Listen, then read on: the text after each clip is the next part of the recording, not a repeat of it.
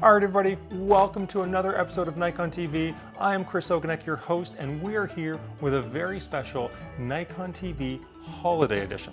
So what are we going to be talking about today? Well, right off the bat, I want to tell you guys that we're going to be doing some Nikon swag giveaways throughout the entire episode. So make sure that you listen for the couple questions that I'm going to ask, and if you're one of the top 2 fastest people to actually answer the questions, we will directly message you, we'll DM you, get your information, and we'll send you off some Nikon swag. Now, what's the swag going to be? Well, to be honest, we have a lot to choose from. We've got Nikon water bottles, we've got Nikon toques, we know it's that time of year, we've got some Nikon hats, we have t-shirts, we have a lot to choose from. So make sure that you're one of the top 2 people to go and answer the questions whenever I ask them throughout the episode, and we will go and pick out a piece of Nikon swag for you to get yourself. Now, unfortunately, this is open only for Canadian residents, so any of our fellow Nikonians around the world, unfortunately, it's only for Canada. Now, what else are we going to be talking about? Well, I'm going to be going through the Nikon winter sales event that we have going on now into January 7th. And then on top of that, I'm going to be bringing back an old segment that I haven't done for a couple months. It's getting to know your camera. So getting to know your camera, this episode is going to be mainly talking about exposure compensation, specifically why now in the winter when you're shooting outside with maybe a lot of snow, how exposure compensation can really help you get better shots. I will also tease that I'm going to be talking about in that segment why Mark Cruz was wrong. Okay, so let me kind of get started by saying that this is a holiday season. No matter what holiday you're actually celebrating, this is really a good time to kind of think back about what you're thankful for, how the year went. And I do know that most of us kind of want 2020 to go away and 2021 can come on in and brighten our years. But it's a really good time to think back and kind of reflect on how the last year went. So when I think back on the last year, specifically with Nikon TV, I'm really thankful for the guests. We had to make a lot of changes to the format of Nikon TV, whether it's the fact that I'm shooting it here or how to even get our guests to kind of phone in, because you can't just do it in person anymore. So we had to go and make a lot of changes. We basically had a wide gamut of guests that we were able to get. We had Jay Goff, one of my Nikon colleagues out from British Columbia, conference in. We had Brad Hill, an amazing photographer, reviewer, biologist, just really all-around good guy. By the way, he was on the episode to talk about the 120-300. He's just recently finished off his review on that lens. So if you want to go check it out, go to his blog. I'll try and go and throw it in the links below. So make sure you check that out if you want to hear what he thinks of the lens. But spoiler alert, he really, really, really likes it. We also had Michael Fahoun on twice. We had Victoria Hack on. We had Christian Bogner on. All 3 of them were talking about the Z6 II or the Z7 II because they were all 3 part of the launch for it. And then we also had the old host of Nikon TV, Mark Cruz. Mark was on here to go and talk about the Z50mm f1.2 lens. So he was able to really kind of shine some light as to some of the technical aspects of that. So we really thank him for coming back. So those are the major things we'll be talking about. Let's start by kind of dovetailing that together, because I'm really thankful for the guests that we had, but I'm also really thankful for you guys, for the viewers, as cheesy as that sounds, because without you guys watching and liking and commenting, there'd be no reason to do the actual show. So I'm really thankful for you guys. And because of that, I want to go and make sure that I'm going to give away a ton of swag today. So as I said, make sure that you pay attention and listen. The first question I will do right now, that question is going to be, within 2020, Nikon announced a lot of different products throughout the entire year. what I want you guys to tell me is, which Nikon product did you like most? Did you either want to buy most? Did you actually buy the quickest? And if you want to go down and throw down why as well, that'd be really cool to let everybody else kind of hear what the reasoning is behind it. I'll start with my reason and my product. Mine is actually what I'm shooting with right now, and it's not the body itself, it's actually the lens. So it's the Z 50mm f1.2 S lens. That's my favorite product of the year. I haven't been for years a really big 50mm focal length shooter, but this 1.2 has absolutely brought me back into the 50mm fold. Obviously the look of it, the bokeh right now is just so buttery, and that's what a lot of people think of when they think of a super fast aperture lens. What they don't also think of is getting unbelievably sharp images while being able to shoot wide open. A lot of the times you're gonna have to kind of choose, do I want that buttery bokeh, or do I want to stop down to f2.8 to f4 and get a sharp image? With this lens, you get both. So that for me is the biggest reason why I love this lens, is I can shoot it wide open, get the look, get the sharpness. There's no penalty whatsoever. It is just absolutely fantastic. So for me, that is my pick of the year. So I want you guys to tell me in the comments below what yours is. All right, so let's move on to talk about the Nikon winter sales event that's going on. If you yourself, if you have any family members, anybody who loves Nikon, and you want to get them a last minute gift, I'm going to go through a number of different items that if you felt you were really good in 2020 and you deserve it, then maybe go out and get it for yourself. So we're going to start off with DSLRs. We're going to start off on the full frame side of things, and I'm going to be talking about the D780. Now the D780 is kind of a cool camera because you get the tried and true tested technology from DSLRs. You get the optical viewfinder, the 51-point rock solid phase detect autofocus system that people have loved for years now. You get amazing battery life, but you also get some of the benefits of mirrorless because it does share this exact same sensor as the Z6, which means you also have the on-sensor phase detect points. And that means that when you flip the camera into live view or you're shooting videos, you're getting the same amazing autofocus. So it really kind of straddles the world of mirrorless and DSLRs, giving you almost the best of both worlds. So for our Nikon winter sales event, the D780 is $300 off, whether you buy body only or if you buy the kit that comes with a 24-120 f4 VR lens.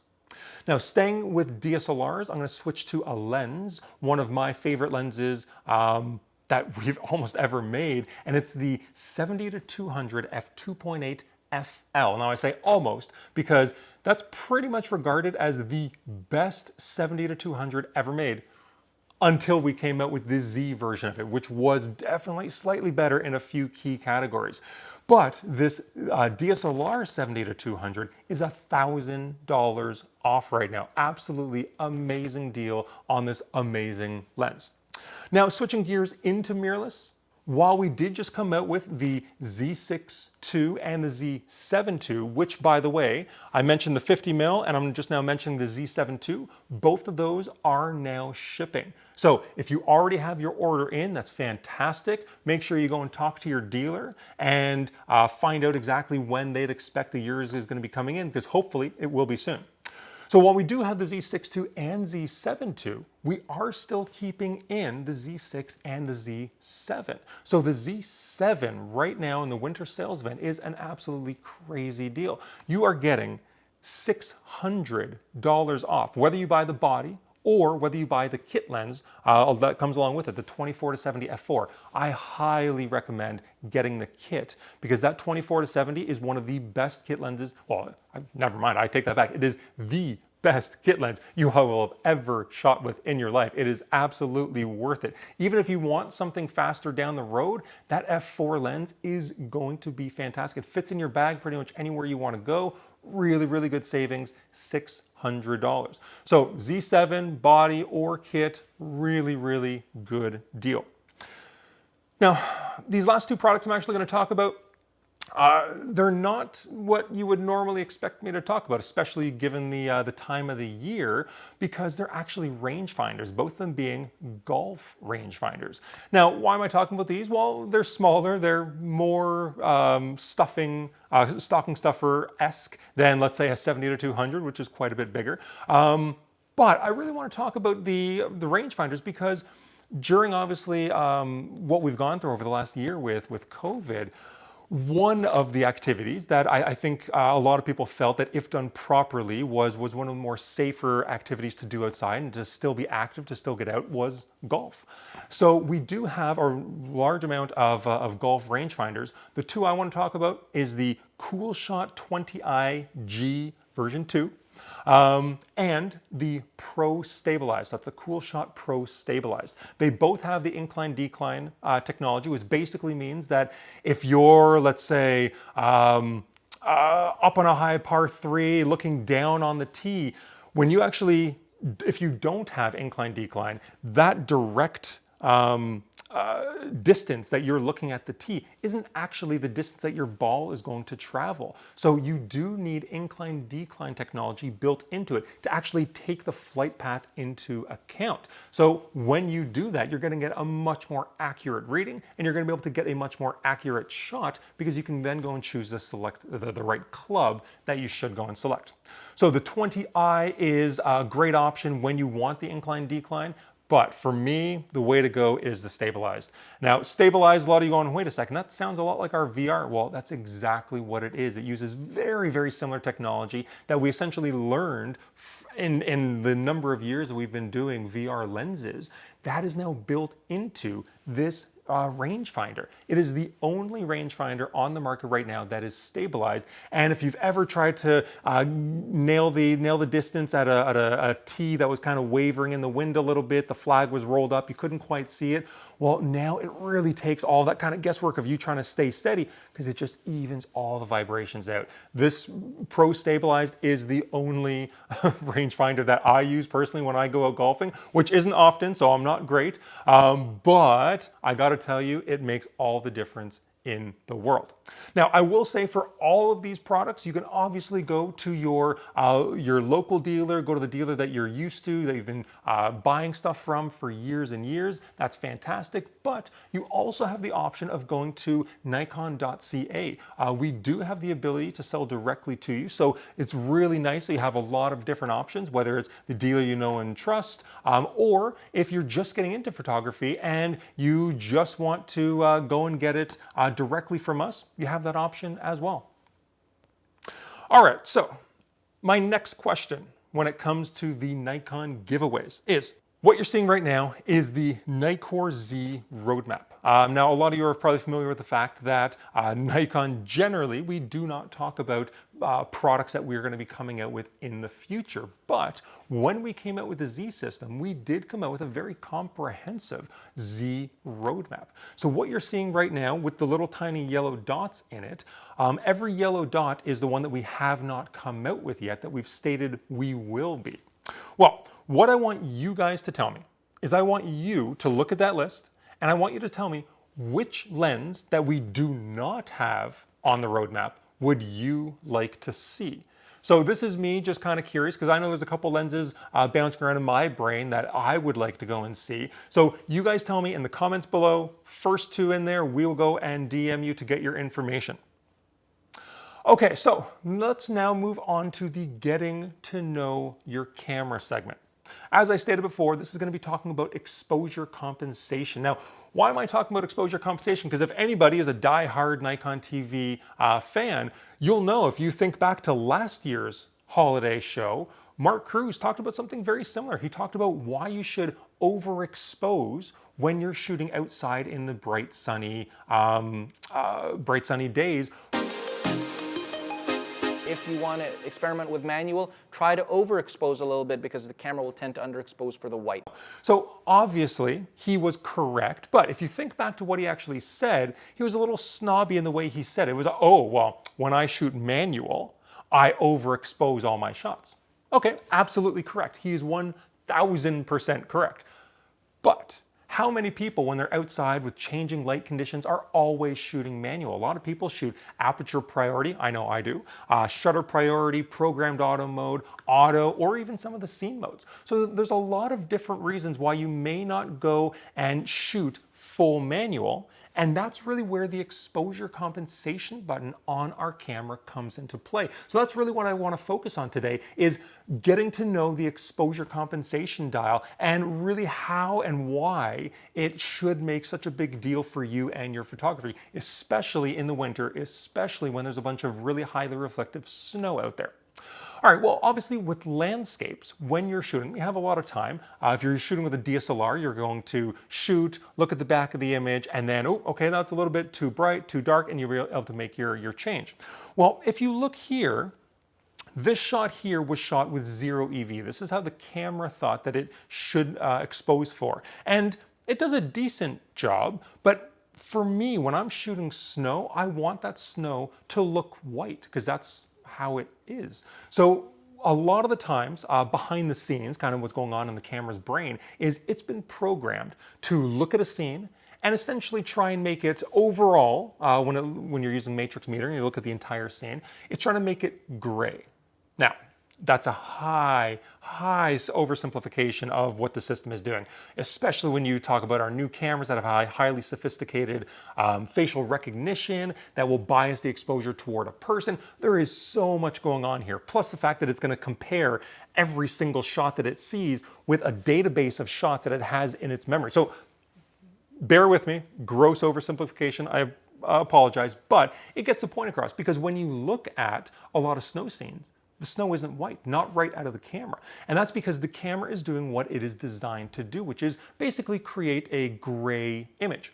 Well, with this image here, when I properly overexposed it, before I shot, I was able to get something that mimicked much closer to what I was actually seeing in real life, which was white snow. Now, when you actually look at the histograms for both of the images, first being the darker 0 EV, that looks like a good histogram. There's not too much on the bright, not too much on the dark, and that's why a lot of the times histograms don't necessarily always tell the whole story, because there is no perfect histogram. It really depends on what you, the photographer, want. And that's what really kind of sets apart mirrorless cameras and why a lot of people are flocking to them, because with that electronic viewfinder, you don't have to guess. With a DSLR, you can go in there kind of having a hunch, okay, there's a bright scene, I'm gonna overexpose, but you don't really know until you take the photo. With a mirrorless camera, shooting through the EVF, I can essentially look through, go, okay, that's a little bit too dark, and I can hit the exposure compensation button, go, in this case, just under one stop, plus one stop, and brighten the entire image up before I even take the shot. So I'm basically getting closer to my final image before I even have to do any processing. So it's really, really key. Now, obviously that's landscapes when you are trying to get the photo right before you even shoot, but there's a lot of times where after you've shot the image, you maybe have to go and tweak it. Now, if you're shooting JPEGs, you can do this, but it is a destructive edit, so it isn't the greatest thing in the world to do. You will kind of reach a point of no return where you cannot edit your file too much. When you do shoot raw, like you're seeing here, you do have the ability to brighten up the image significantly and still retain a lot of the details. So that is my why Mark is wrong, cheeky little poke at Mark, because what he said was absolutely correct. If you shoot manual, you're gonna overexpose when you're outside. But a lot of people don't shoot that way. A lot of people require a little bit more help from the camera just because there's so much to worry about. You're trying to compose, you're trying to autofocus, all while the clouds are going over in front of the sun. And you know what? Mark is a fantastic photographer. If he's able to do it, great on him. But I like to rely on the camera a little bit. And that's why for me, the exposure compensation button, especially for people just getting into photography, is a huge, huge benefit, because it really allows them to not have to worry necessarily about specific shutter speeds, ISOs, apertures, but you're able to just tell the camera, I want you to go brighter or darker. So that's why I feel that the exposure comp button is a really, really underutilized and underappreciated part of, to be honest, what's almost part of every single camera, not just Nikon products, almost every single camera out in the market right now has an exposure compensation button. So make sure that you do utilize it. There's a lot of reasons to use it. Even if you're using flash, I won't get into that right now, but that's an entirely different story. Let's keep it just with the winter landscape scenes right now. Okay, so that pretty much brings us to an end to the winter sales event. We've talked about that. We've talked about the getting to know your camera exposure comp. I'm going to end off with a third question. Now, this third question is going to be again for the Nikon giveaways we've been doing throughout the episode. And what I want you guys to tell me is what you want to see in 2021. Because we're going to be back in 2021. It's going to be a new year. Is there anything you guys want to see new? Any techniques that you want to hear me talk about? Any features of the cameras you want me to hear me talk about? Any particular products that you want me to really kind of highlight and talk about? Something that maybe doesn't really get the spotlight, like something sexier like the Z6 II or the Z7 II that just got released into the market. So first two people, I want you guys to tell me in the comments below what you want to see in 2021.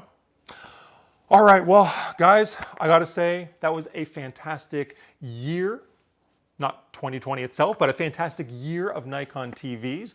I want to say thank you very much for tuning in, not just today, but for the entire year since I've been the host. Even before that, while Mark Cruz was the host, he did a spectacular job, and I'm going to try and get him back as often as I can to really just kind of change things up and spice things up a little bit. So make sure you tell me in the comments below what you want to hear from 2021. And until 2021, I want everybody to stay safe, stay healthy, and I'll see you then.